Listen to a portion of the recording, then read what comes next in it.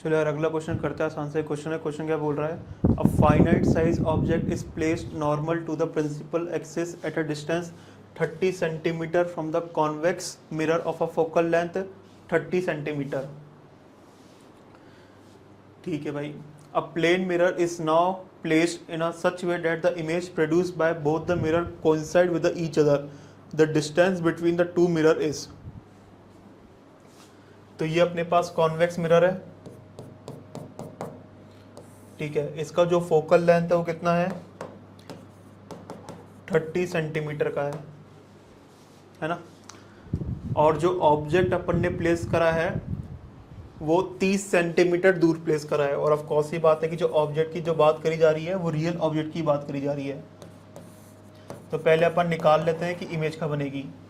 तो 1/v plus 1/u is equals to 1/f। तो 1/v plus 1/u, u का value minus का 30 is equals to 1/f, f का value plus का 30। तो यहाँ से v का वैल्यू जो आ रहा है वो कितना आ रहा है, प्लस का 15 सेंटीमीटर आ रहा है। तो जो तुम्हारी इमेज बन रही है वो यहाँ से 15 सेंटीमीटर की दूरी पर बन रही है। ये तुम्हारी इमेज की लोकेशन है।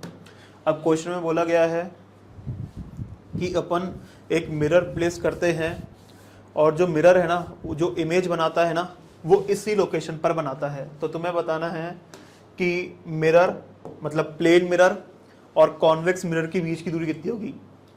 तो अब तुम देखो, ये अपना ऑब्जेक्ट है, ये अपना इमेज है, इनके बीच की जो दूरी है, अब ऑब्जेक्ट और इमेज के बीच की दूरी कितनी है, 45 सेंटीमीटर की है।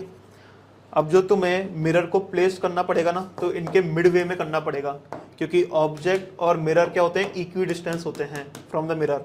तो ऑफ कोर्स ये बात है कि जो ऑब्जेक्ट और मिरर के बीच की दूरी कितनी होगी, 22.5 सेंटीमीटर होगी, मतलब 45/2 के बराबर होगा, मतलब 22.5 सेंटीमीटर के बराबर होगा।